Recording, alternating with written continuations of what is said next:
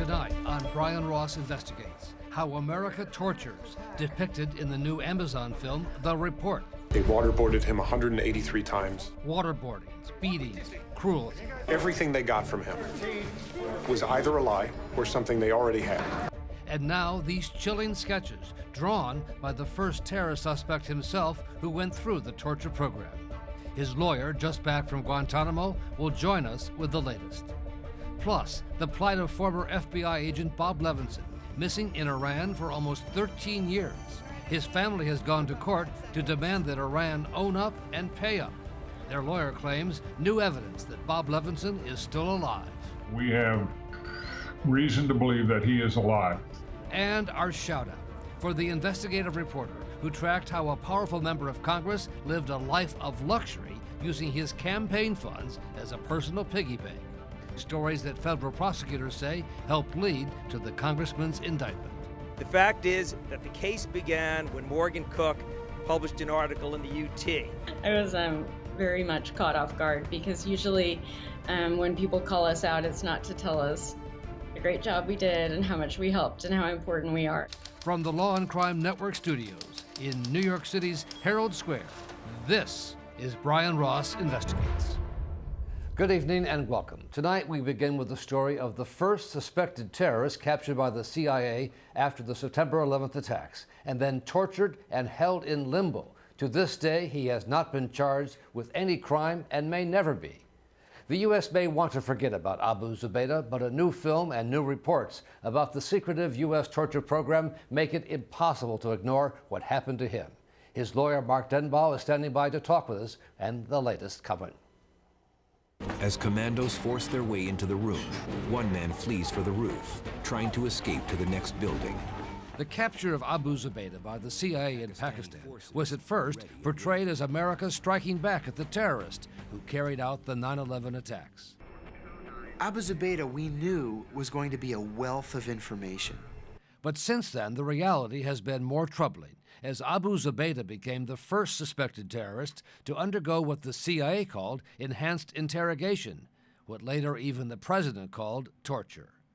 The new Amazon film, The Report, reveals the efforts by Senator Dianne Feinstein and her staff investigator Daniel Jones to expose what was going on. They waterboarded him 183 times. Everything they got from him was either a lie or something they already had. Abu Zubaydah has been held at the U.S. prison in Guantanamo, Cuba, since 2006 in what is known as Camp Number 7. He now wears a patch over one eye due to an unspecified injury he suffered while in U.S. captivity. He is not free to speak publicly, but through his lawyer has made public drawings he sketched of the treatment he says he received at one of the U.S. black sites where the torture program was carried out. Hung by his arms naked, confined to a small box, beaten on the face, waterboarded, graphic evidence of what he says he went through. The CIA had videotapes of their interrogations, but they were destroyed so the world could never see what went on in the name of U.S. justice. The CIA officer who oversaw the program, Jose Rodriguez, defended the destruction of the tapes in this interview with the BBC that was later seen around the world.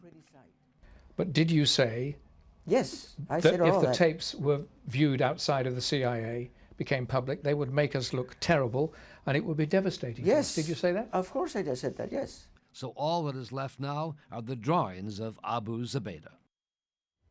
We're joined now by Mark Denbaugh, the lawyer for Abu Zubaydah and a professor at the Seton Hall University School of Law in New Jersey and director of its Center for Policy and Research. Mr. Denbaugh, thank you for being here. I know you're just back from visiting your client at Guantanamo. What is the latest? Well, this is the first time I've seen him since his pictures were made public, and the American people were shocked and horrified in ways that I never expected. And I had thought everybody was inured to the horror of all of this.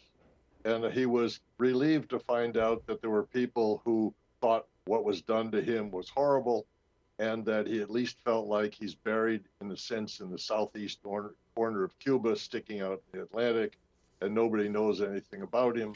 But at least I think it's fair to say people are more aware of him and realize what terrible things. Let me ask you about some of those sketches that he drew and that you've made public. One of them shows him apparently manacled and then hanging from bars. What are we seeing there with that particular sketch? Well, there were a series of techniques they called generally that would either be stress positions.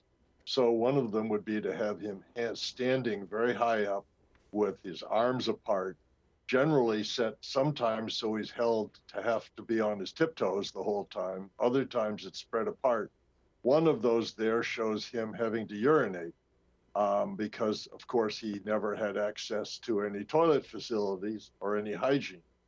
And I might add, I think one of the things that is incredibly humiliating and painful for him is the idea that he was kept naked constantly, day after day, week after week, and month after month, including in front of women. There's another sketch which appears to see him being slapped by a guard or a CIA officer. Well, that's actually called walling. America has special categories of slapping. Walling is one where you have somebody standing away from near a wall, but not next to it. And while you're interrogating them with a towel wrapped around their neck, you end up, they will intermittently, when asking questions, suddenly slam them backwards into a wall, hitting their head. And that is an example of an interrogator shoving him into the wall, and the head would then hit the wall. And as others have described, there's an echoing resonance in their brain that is shocking, and they're never quite sure when it will happen or how hard it will be.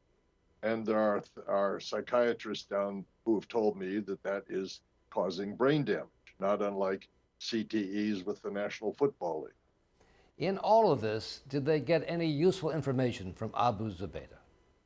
No, this is the part of it that in some ways, the worst torture is to have the world not know that you were never a member of Al-Qaeda, because the CIA admits he wasn't Al-Qaeda.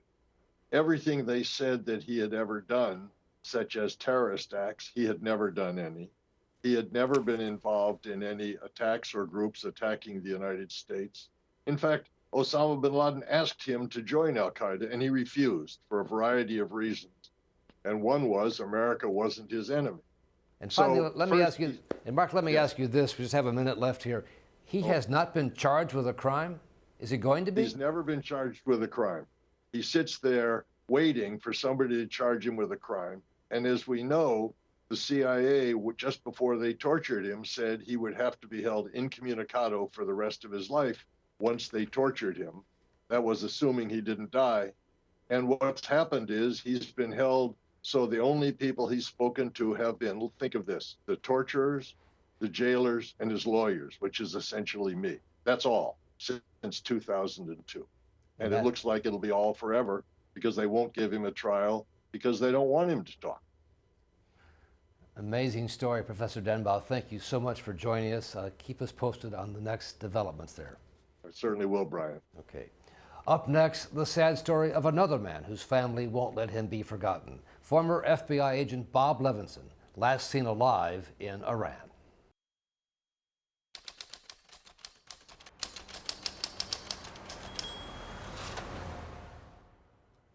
If he is alive, former FBI agent Robert Levinson would be America's longest held hostage, last seen alive in Iran in March of 2007. And now his distraught family wants the government of Iran to own up to taking him and to pay up too. Last known proof that Bob Levinson was alive, a disturbing hostage video sent to his family and the U.S. government 8 years ago. I need the help of the United States government to answer the requests of the group that has held me for 3.5 years. And please help me get home. Levinson disappeared almost 13 years ago in Iran, on the island of Kish, where he had gone on an unauthorized CIA mission. He met there with this man, Dawood Salahuddin, an American wanted for murder in the U.S. for the killing of an Iranian diplomat in Washington. Dawood said Iranian security forces took Levinson away. But since then, Iranian officials have repeatedly denied any knowledge of his whereabouts. You mentioned a person that I've never heard of. آقای لیوینسون که شما گفتید ما Mr. اطلاعی نداریم که Levinson, کجا هست چی هست we don't و know where he یه وقتی یک is, کسی who است he که is. Earlier this month, Levinson's family, his 7 adult children and his wife Christine, went to a U.S. court in Washington in a lawsuit against the government of Iran, asking the judge to award them $1.5 billion. No one from Iran appeared in court to answer the charges. We're joined now by Dave McGee, a lawyer in Pensacola, Florida, who represents the Levinson family. And Mr. McGee, thanks for being here. You had 2 days of testimony in a courtroom in Washington with members of Bob's family testifying. For all accounts, it was very emotional testimony. It was remarkable. I have done this for 44 years, tried cases, and I've never seen one that was more emotional than this. This family has been. It was obvious that this family had been through trauma for the last 13 years and very difficult to sit through with dry eyes. I don't think there was a dry eye in that courtroom. Very moving testimony. Mr. McGee, does the family believe that Bob Levinson is still alive? It's been almost 13 years now.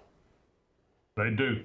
They do. There are reasons that I can't discuss for them believing that, but they and I believe that he is still alive. Without going into those reasons, is there some kind of evidence you have?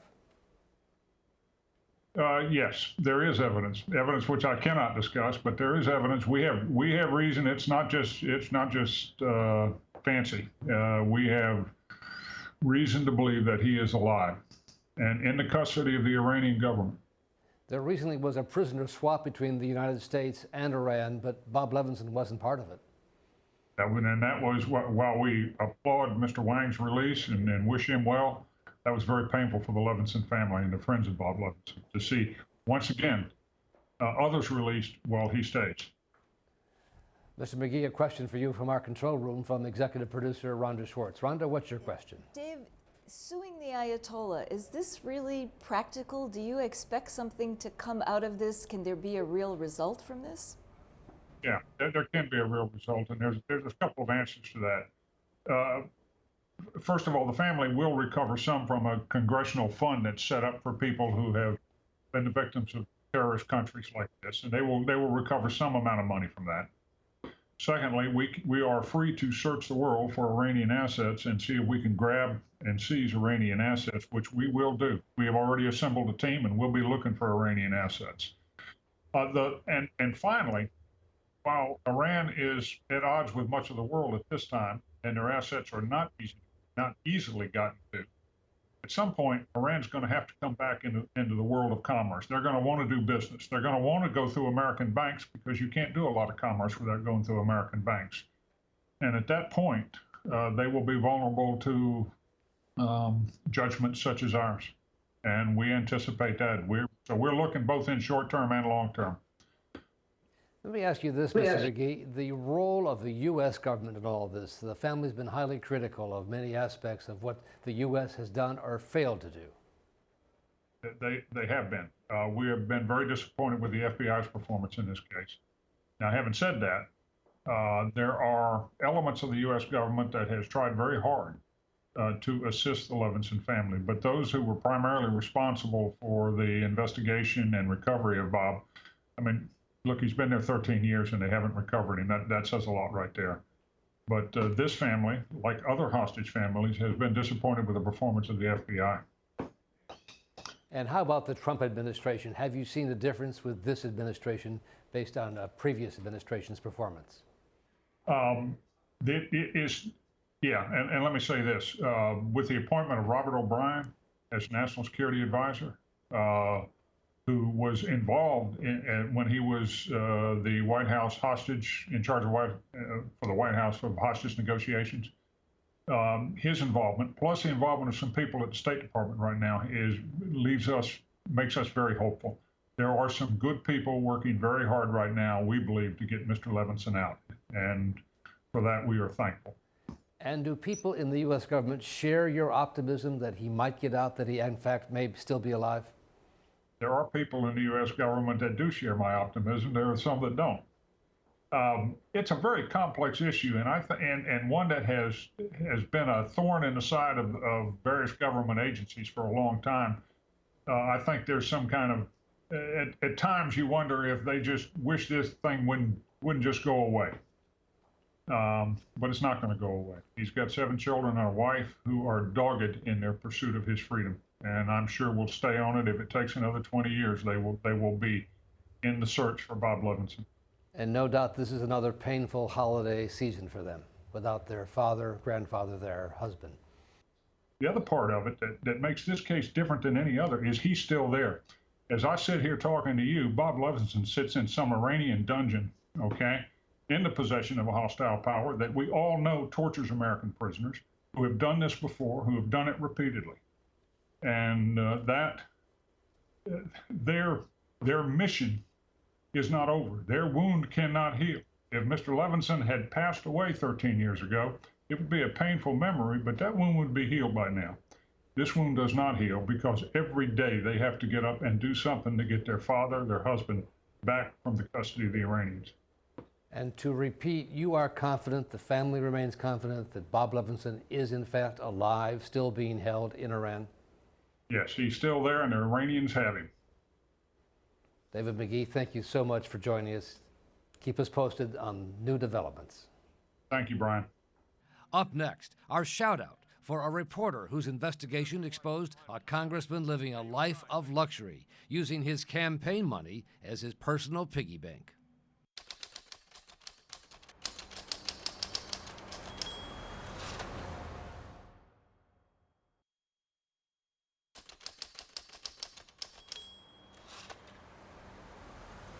And our shout out tonight for an investigative reporter at the San Diego Union-Tribune, whose work is now being credited by federal prosecutors as being the spark that led to the indictment and conviction of a 5-term Republican congressman who faces prison and later this month plans to resign his position.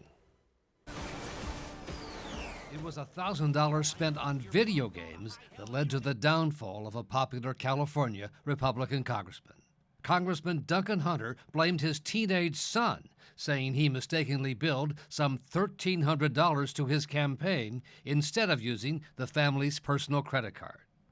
But at the San Diego Union-Tribune, reporter Morgan Cook wasn't buying that excuse, as she discovered other questionable expenditures in the records the congressman had filed. We saw a charge for oral and facial surgery. We saw a new garage door. There were strange patterns of charges, lots of gas stations, lots of grocery stores, lots of fast food. A $229 charge at the Star Trader store at Disneyland that the congressman claimed was for food and beverages for the campaign. So I call and I'm like, what kind of food do you guys have? And they said, well, we have Pez and a Star Wars themed Rice Krispie treat. And I was like, wow, somebody's gonna have a tummy ache. Prosecutors would later document a $9,200 trip to Italy for Hunter and his wife Margaret, who also pleaded guilty to a criminal count, along with travel to Hawaii, resorts in Arizona, money spent in Washington allegedly to pay for a series of extramarital affairs, even $600 in airfare for the family pet rabbit named Egbert.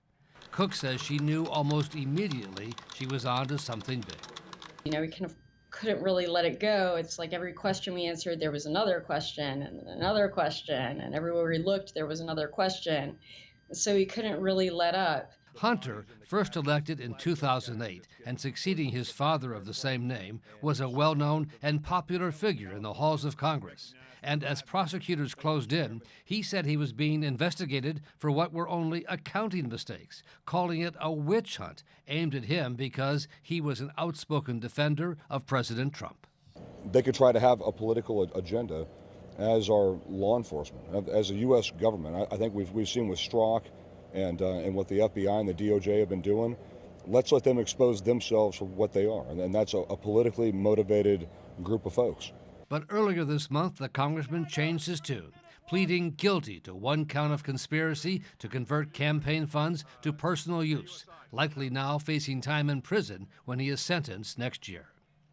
I failed to monitor and account for my campaign spending. I made mistakes, and that's what today was all about. The federal prosecutor on the case, Phil Halperin, said there was nothing political about it, that the investigation began only after he read the reporting by Morgan Cook in the San Diego Union-Tribune. The fact is that the case began when Morgan Cook published an article in the UT. I read that article. I discussed it with Emily Allen and then Mark Conover. I went to the FBI and we said, look at this, is there a case? And after that, we consulted with people in DOJ who, in this administration, made the decision, to indict Representative Hunter. Nothing could have been more apolitical than the process that was involved here. In fact, today, in many ways, is a triumph for the press and shows the importance of having a free press that not only can the people rely on, but that the Department of Justice can turn to for guidance. Cook was one of the reporters outside the courthouse and was stunned to hear what the prosecutor had to say about her. I mean, I think that's what I heard, but that doesn't sound like something that I would hear. I was very much caught off guard because usually when people call us out, it's not to tell us the great job we did and how much we helped and how important we are. Cook became an overnight journalism sensation, her reporting cited by the networks and national newspapers, a major career break. I think it would take a lot for me to leave San Diego. I think I can still learn a lot here. I can still grow here. I can still do the work that I'm capable of here. And it's a really special newsroom because everyone is on everyone else's team. And they helped carry me. If I could do it better with help, they contributed their skill. And I've just been really lucky to be in a newsroom where I have colleagues who support me and support this work and are willing to give what they can to that. Morgan Cook told me she survived one newspaper she worked for closing down. Another one let her go. But she hung in there and clearly has made quite a name for herself, doing the kind of hard-hitting work we just don't see enough of anymore. That's our program for tonight. Thanks for joining us, and best wishes this holiday season from all of us, Rhonda, Ariel, Jennifer, Alex, and our incredibly talented technical crew. We'll see you back here next week. Good night.